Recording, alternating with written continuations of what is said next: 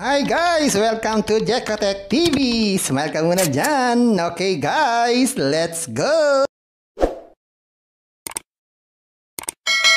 Hello guys! Welcome back again to my channel! Ano guys, meron tayong story dito. Kalalabas-labas lang ngayong meron daw tong free 20 pesos pag tayo nag-sign up at posible daw tayong kumita ng 216 every day at mag-withdraw every day. Kaya samahan niyo ako guys sa ating surin itong application na to. Pero baga yan, baka naman hindi ko pa kayo friends sa YouTube. Please click the subscribe button and also the bell button para naman ma-notify ko kayo kung meron akong bagong video. And also share and like sa mga mahilig sa online. At sa mga nandiyan na gusto magsuri, pwede rin mag-register, magsuri. Maganda nga yan, marami nagsusuri, sari-saring application na lumalabas sa ating internet world. Again, ito commercial, hindi rin to promotion, hindi rin to advertisement. Sadya lamang sinusuri natin ang sari-saring platform, games, application na lumalabas minuminuto sa ating internet world. Kaya, let's go na! Ayan guys, ito yung kanilang registration form. So maglagay tayo ng mga bagay-bagay dito, kagaya ng cellphone number, password daw, at least 6 characters. Tapos ulitin daw. Tapos ilagay daw tong CAPTCHA. Parang ganito lang. Yan, ganyan lang kasimple. Click natin register. Yan, automatic guys. Nagkaroon tayo ng balance na 15 pesos. So maliban dyan, wala na pong ibang libre. So check natin kung anong makikita natin dito sa mga investment na inaalok nila. Click natin tong home. Yan, ito yung mga investment na inaalok nila. Kagaya itong una, 250 daw ang investment. Pero daw daily na 70 pesos. Ba, bilis ha.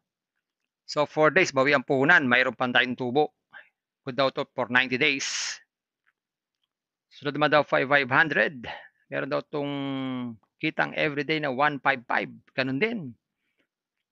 Ha? 5 days, bawi ang puhunan. May tubo pa. Susunod naman ay 1,340 naman po ang daily niyan. So lumalabas dito ay 4 days, bawi ang punan, may tubo pa. Gawin lang ay click lang tong buy. Tapos pili ng gateway, gateway 1 o gateway 2. Click lang tong buy.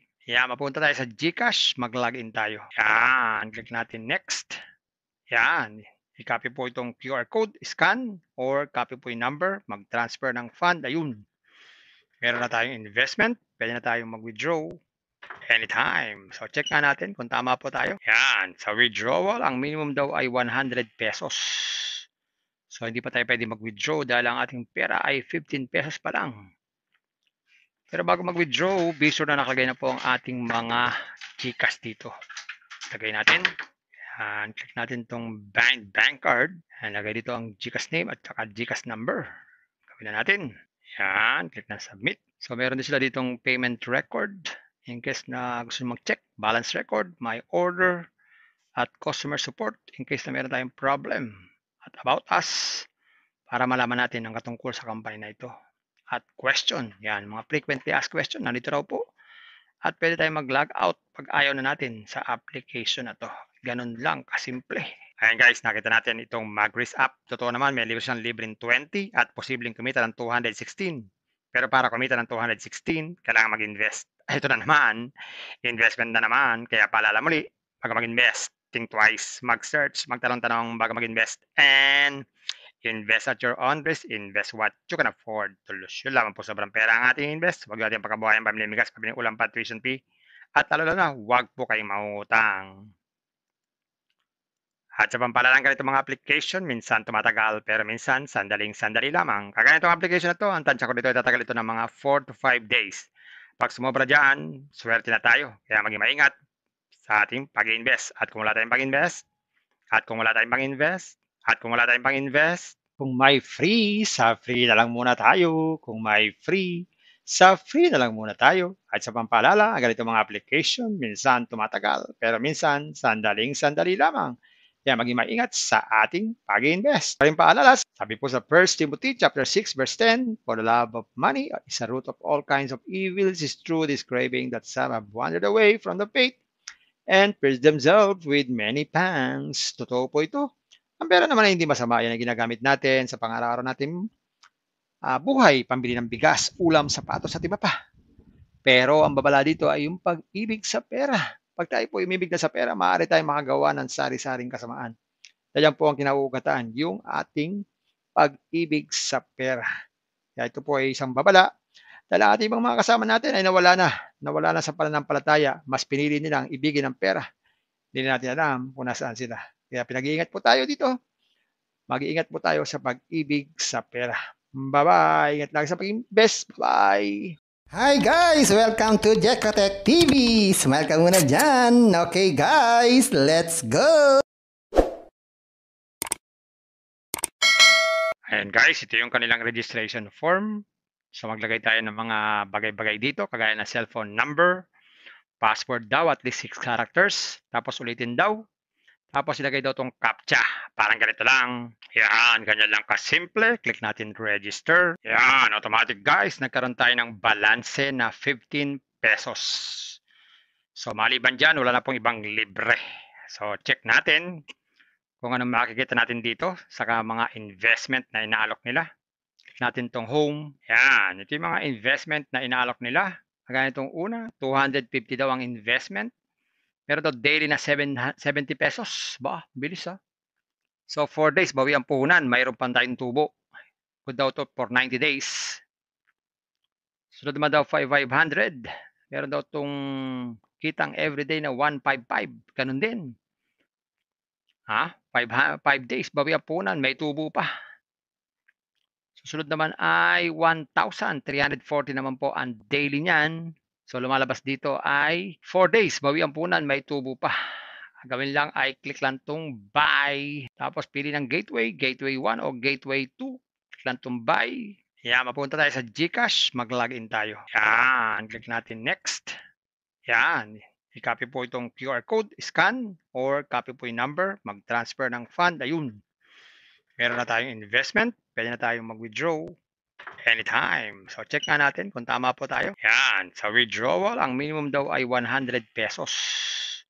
So hindi pa tayo pwede mag-withdraw dahil ang ating pera ay 15 pesos pa lang. Pero bago mag-withdraw, be sure na nakalagay na po ang ating mga GCash dito. Lagay natin. Yan, click natin itong bank card. Yan, lagay dito ang GCash name at saka GCash number. Gawin na natin. Yan, click na submit. So meron din sila ditong payment record. In case na gusto nyo mag-check, balance record, my order, at customer support in case na meron tayong problem. At about us, para malaman natin ang katungkol sa company na ito. At question, yan, mga frequently asked question, nandito raw po. At pwede tayong mag-log out pag ayaw na natin sa application na to. Ganun lang, kasimple. Kung may free, sa free na lang muna tayo. Kung may free, sa free na lang muna tayo. At sa pampaalala, ang ganito mga application, minsan tumatagal, pero minsan sandaling-sandali lamang. Kaya maging maingat sa ating pag-invest. Paring paalala, sabi po sa 1 Timothy chapter 6 verse 10, for the love of money is a root of all kinds of evils, is true this craving that some have wandered away from the faith and pierced themselves with many pangs. Totoo po ito. Ang pera naman ay hindi masama. Yan ang ginagamit natin sa pang-araw-araw natin buhay, pambili ng bigas, ulam, sapatos at iba pa. Pero ang babala dito ay yung pag-ibig sa pera. Pag tayo po umibig na sa pera, maaari tayong makagawa ng sari-saring kasamaan. Yan po ang kinauugataan, yung ating pag-ibig sa pera. Kaya ito po ay isang babala dahil ang ating mga kasama natin ay nawala na sa pananampalataya. Mas pinili nilang ibigin ang pera. Hindi na natin alam kung nasaan sila. Kaya pinag-iingat po tayo dito. Mag-iingat po tayo sa pag-ibig sa pera. Bye-bye. Ingat lang sa pag-invest. Bye. Hi guys! Welcome to Jekatech TV! Smile ka muna dyan! Okay guys, let's go! Ayan guys, ito yung kanilang registration form. So maglagay tayo ng mga bagay-bagay dito, kagaya ng cellphone number, password daw, at least 6 characters. Tapos ulitin daw. Tapos ilagay daw itong CAPTCHA. Parang ganito lang. Yan, ganyan lang kasimple. Click natin register. Yan, automatic guys. Nagkaroon tayo ng balanse na 15 pesos. So maliban dyan, wala na pong ibang libre. So check natin kung anong makikita natin dito sa mga investment na inaalok nila. Click natin itong home. Yan, ito yung mga investment na inaalok nila. Kagaya itong una, 250 daw ang investment. Meron daw daily na 70 pesos. Ba, bilis ha. So 4 days, bawi ang puhunan. Mayroon pa tayong tubo. Good daw to for 90 days. Sunod naman daw 5,500. Meron daw tong kitang everyday na 155. Ganun din. 5 days, bawi ang puhunan. May tubo pa. Susunod naman ay 1,340 naman po ang daily niyan. So lumalabas dito ay 4 days, bawi ang puhunan. May tubo pa. Gawin lang ay click lang tong buy. Tapos pili ng gateway, gateway 1 o gateway 2. Click lang tong buy. Yan, mapunta tayo sa GCash. Mag-login tayo. Yan, click natin next. Yan, i-copy po itong QR code, scan, or copy po yung number, mag-transfer ng fund. Ayun. Meron na tayong investment. Pwede na tayong mag-withdraw anytime. So check nga natin kung tama po tayo. Yan, sa withdrawal, ang minimum daw ay 100 pesos. So, hindi pa tayo pwede mag-withdraw dahil ang ating pera ay 15 pesos pa lang. Pero bago mag-withdraw, be sure na nakalagay na po ang ating mga GCash dito. Lagay natin. Yan, click natin itong bank card. Yan, lagay dito ang GCash name at saka GCash number. Gawin na natin. Yan, click na submit. So, meron din sila ditong payment record. In case na gusto mag-check, balance record, my order, at customer support in case na meron tayong problem. At about us, para malaman natin ang katungkol sa company na ito. At question, yan, mga frequently asked question, nandito raw po. At pwede tayong mag-log out pag ayaw na natin sa application na to. Ganun lang, kasimple. Kung may free, sa free na lang muna tayo. Kung may free, sa free na lang muna tayo. At sa pampaalala, ganito mga application, minsan tumatagal, pero minsan sandaling-sandali lamang.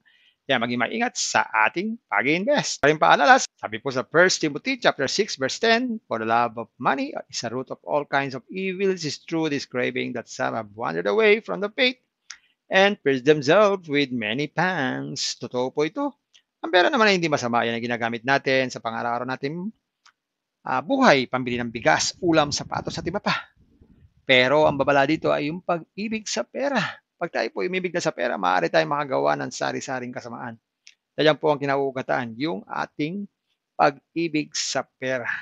Kaya ito po ay isang babala. Dahil ang ating mga kasama natin ay nawala na sa pananampalataya. Mas pinili nilang ibigin ang pera. Hindi natin alam kung nasaan sila. Kaya pinag-iingat po tayo dito. Mag-iingat po tayo sa pag-ibig sa pera. Bye-bye. Ingat lang sa pag-invest. Bye. Hi guys! Welcome to Jekatech TV! Smile ka muna dyan! Okay guys, let's go!